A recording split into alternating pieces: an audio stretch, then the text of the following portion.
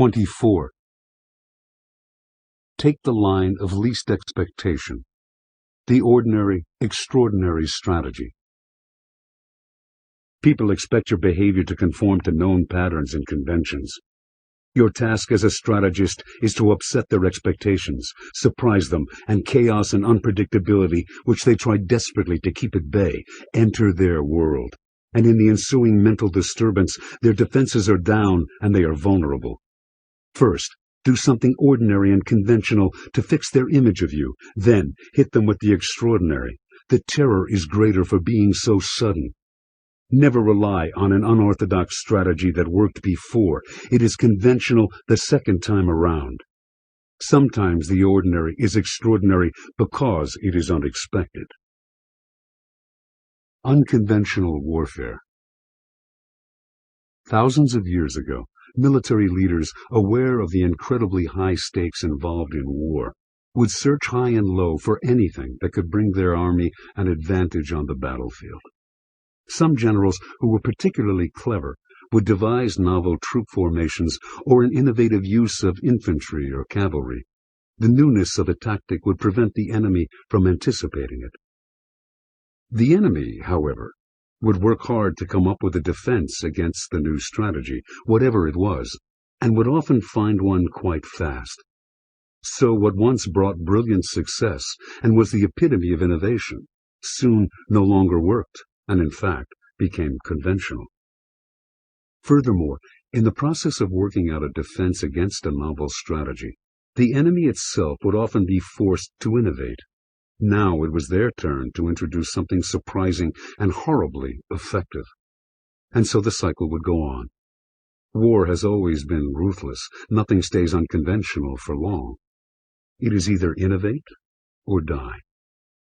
In modern times, the constant challenge to top the enemy with something new and unconventional has taken a turn into dirty warfare, loosening the codes of honor and morality that in the past limited what a general could do, at least to some extent. Modern armies have slowly embraced the idea that anything goes. This dynamic is particularly intense in warfare, but it permeates every aspect of human activity. If you are in politics and business and your opponents or competitors come up with a novel strategy, you must adapt it for your own purposes, or better, top it. Their once new tactic becomes conventional and ultimately useless. Our world is so fiercely competitive that one side will almost always end up resorting to something dirty, something outside earlier codes of accepted behavior. Ignore this spiral out of a sense of morality or pride, and you put yourself at a severe disadvantage. You are called to respond, in all likelihood, to fight a little dirty yourself. What we consider unconventional has changed over the years, but the laws that make unconventionality effective, being based on elemental psychology, are timeless. Once you understand the essence of unconventional warfare, you will be able to use it in your daily life. Unconventional warfare has four main principles, as gleaned from the great practitioners of the art. Work outside the enemy's experience. Your task as a strategist is to know your enemies well. Then use your knowledge to contrive a strategy that goes outside their experience. What they might have read or heard about matters less than their personal experience, which dominates their emotional lives and determines their responses. When the Germans invaded France in 1940, the French had second-hand knowledge of their blitzkrieg style of warfare from their invasion of Poland the year before, but had never experienced it personally and were overwhelmed. Once a strategy is used and is no longer outside your enemy's experience, though, it will not have the same effect if repeated. Unfold the extraordinary out of the ordinary. To Sun Tzu and the ancient Chinese, doing something extraordinary had little effect without a setup of something ordinary. You had to mix the two, to fix your opponent's expectations with some banal, ordinary maneuver, a comfortable pattern that they would then expect you to follow. With the enemy sufficiently mesmerized, You would then hit it with the extraordinary, a show of stunning force from an entirely new angle. Framed by the predictable, the blow would have double the impact. Act crazy like a fox. Despite appearances, a lot of disorder and irrationality lurks beneath the surface of society and individuals. That is why we so desperately strain to maintain order, and why people acting irrationally can be terrifying. They are demonstrating that they have lost the walls we build to keep out the irrational. We cannot predict what they will do next, and we tend to give them a wide berth. It is not worth mixing it up with such sources of chaos.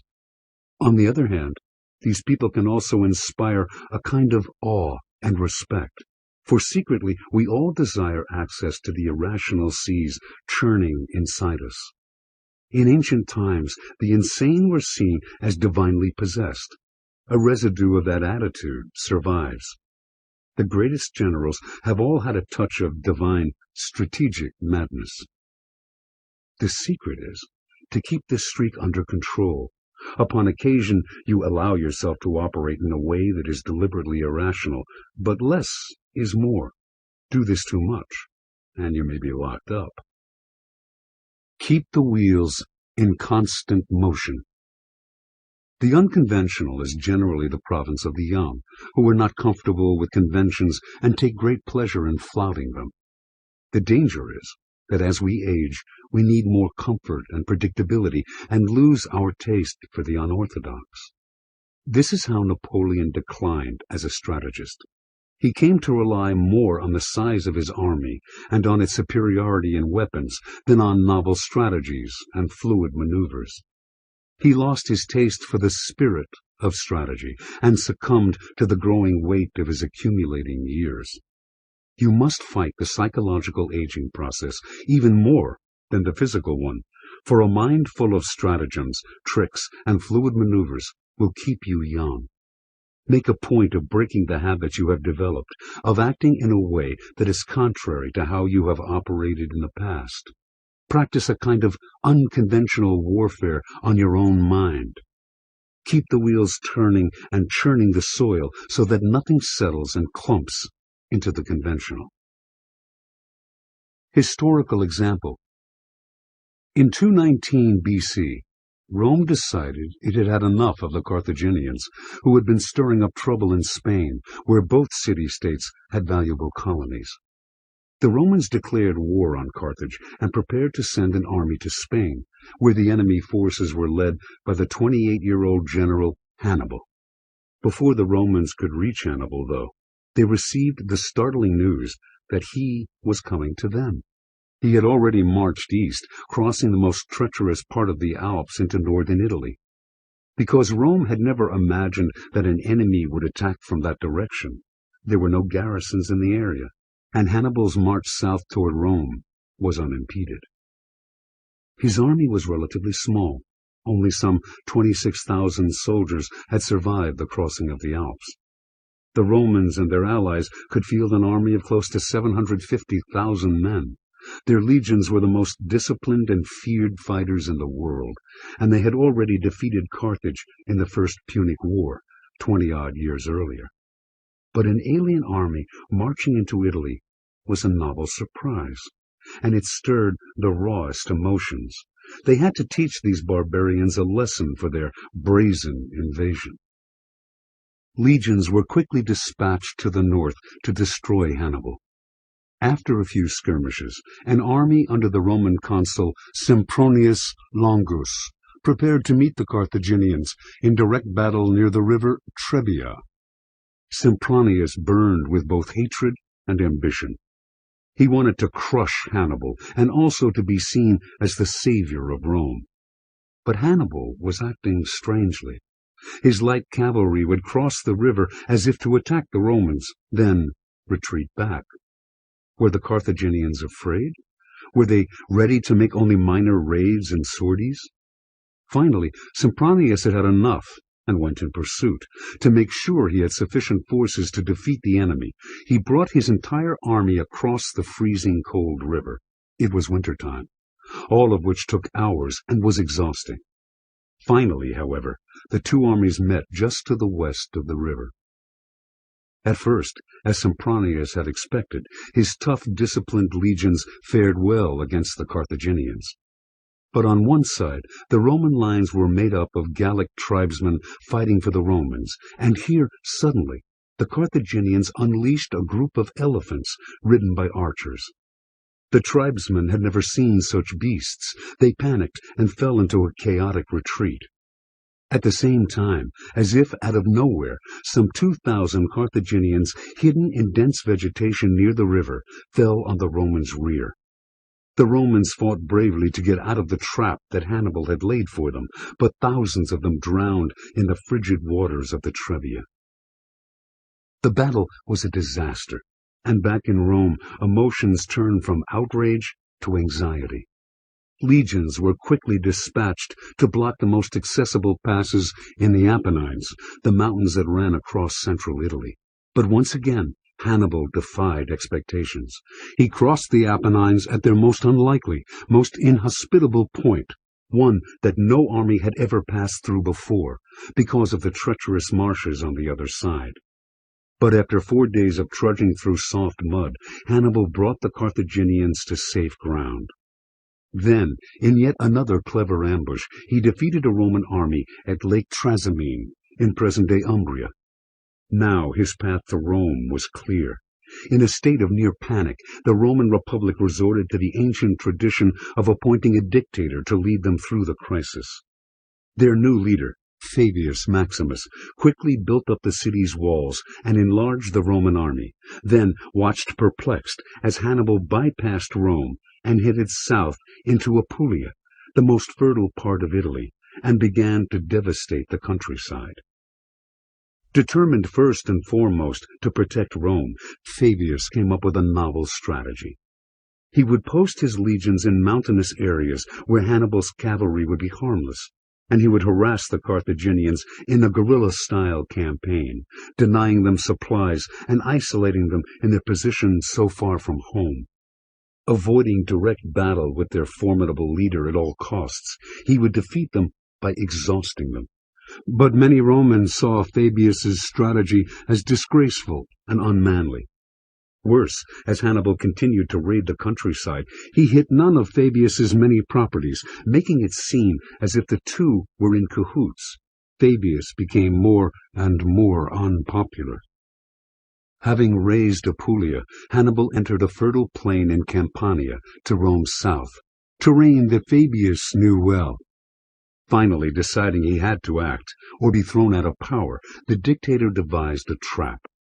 He stationed Roman armies at all the exit points from the plain, each army close enough to support the other. But Hannibal had entered Campania through the eastern mountain pass of Alephi, and Fabius noticed that he never left by the same route he entered. Although Fabius kept a sufficiently large Roman garrison at Alephi just in case, he reinforced the other passes in greater numbers. The beast, he thought, was caged. Eventually Hannibal's supplies would run out, and he would be forced to try to break through. Fabius would wait. In the weeks to come, Hannibal sent his cavalry north, perhaps trying to break out in that direction. He also plundered the richest farms in the area. Fabius saw through his tricks. He was trying to bait the Romans into a battle of his choice. But Fabius was determined to fight on his own terms, and only when the enemy tried to retreat from the trap. Anyway, he knew Hannibal would try to break through to the east, the only direction that afforded him a clean break into country the Romans did not control. One night, the Roman soldiers guarding the pass at Alephi saw sights and heard sounds that made them think they were losing their minds. An enormous army, signaled by thousands of torches, seemed to be heading up the pass, covering its slopes, accompanied by loud bellowing sounds, as if possessed by some evil demon. The army seemed irresistible, far larger than the maximum estimate of Hannibal's strength. Afraid that it would climb above them and surround them, the Romans fled from their garrison, abandoning the pass, too scared even to look behind them. And a few hours later Hannibal's army came through, escaping from Fabius's cordon. No Roman leader could figure out what Hannibal had conjured up on the slopes that night, and by the following year Fabius was out of power. The consul Terentius Varro burned to avenge the disgrace of Aliphi.